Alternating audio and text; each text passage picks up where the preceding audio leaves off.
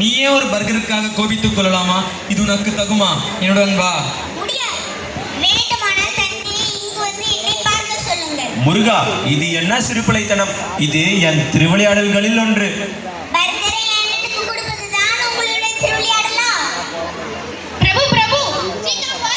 ஏன், என்னவாயிற்று? விநாயகர் ராவணனை இறக்க முடியாமல் பர்கரை உண்டுவிட்டார். அப்போது முதல் ஒரு வயிற்று வலியால் துடித்துக் கொண்டிருக்கிறார். சீக்கிரம் பாருங்கள். ஐயோ, என் மகனுக்கு என்னவாயிற்று? பாருங்கள், அனைவரும் போகலாம். காட்சி 4. கதாபாத்திரங்கள்: சிவன், பார்வதி, விநாயகர், முருகன், நாரதர், நந்தி. மகனே, என்னவாயிற்று?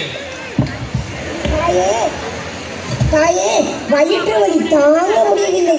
எல்லாம் இந்த பர்கரினால் வந்த வினை. மாமா மறுக்கையா?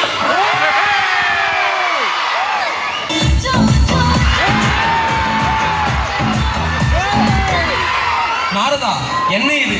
நல்ல பொருள் என்று கூறி கொண்டு வந்து கொடுத்தாய் அல்லவா? இதுதான் நல்ல உணவா? என் பிள்ளை எப்படி துடிக்கின்றான் பார். முகமே வாடிவிட்டது. எனக்கு ஒன்றும் தெரியாது தேவி. எல்லாம் ஈசனின் திருவிளையாடல். நாதா, என்ன இது? இது உங்களின் திருவிளையாடலா? ஆம் தேவி, இப்போது பூலோகத்தில் உள்ள அனைத்து குழந்தைகளும் பர்கர், பீட்சா என்று சாப்பிட ஆரம்பித்து விட்டனர். இது அவ்வளவும் மிக கெடுதலான உணவாகும்.